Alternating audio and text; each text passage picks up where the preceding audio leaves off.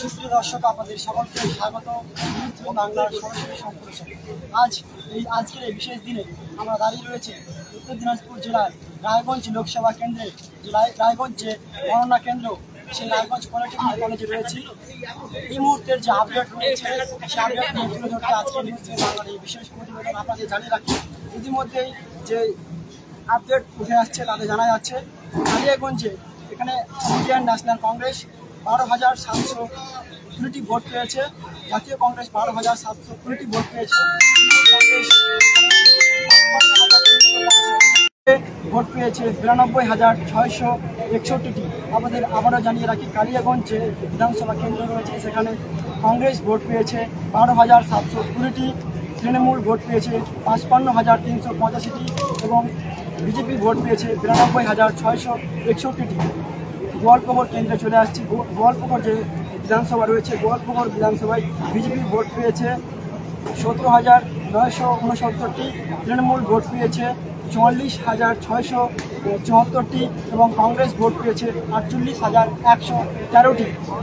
এবার ইসলামপুর যে কেন্দ্র রয়েছে, ইসলামপুর বিধানসভা রয়েছে, ইসলামপুর বিধানসভায় বিজেপি ভোট পেয়েছে 48,235টি, তৃণমূল ভোট পেয়েছে 58,896টি এবং জাতীয় কংগ্রেস ভোট পেয়েছে 9,085টি। এবং এবার আমরা চলে আসছি চাকুলিয়া যে বিধানসভা কেন্দ্র রয়েছে, সেই চাকুলিয়া বিধানসভা কেন্দ্রে বিজেপি ভোট পেয়েছে 33,590টি, তৃণমূল কংগ্রেস ভোট পেয়েছে 39,404টি এবং জাতীয় কংগ্রেস ভোট পেয়েছে 44,102টি। এবার পরবর্তীতে চলে আসছি আমরা করণদিঘি যে বিধানসভা কেন্দ্র রয়েছে। ইতিমধ্যে জানা যাচ্ছে করণদিঘি বিধানসভা কেন্দ্রে কিন্তু 19,254 ভোটে বিজেপি এগিয়ে রয়েছে।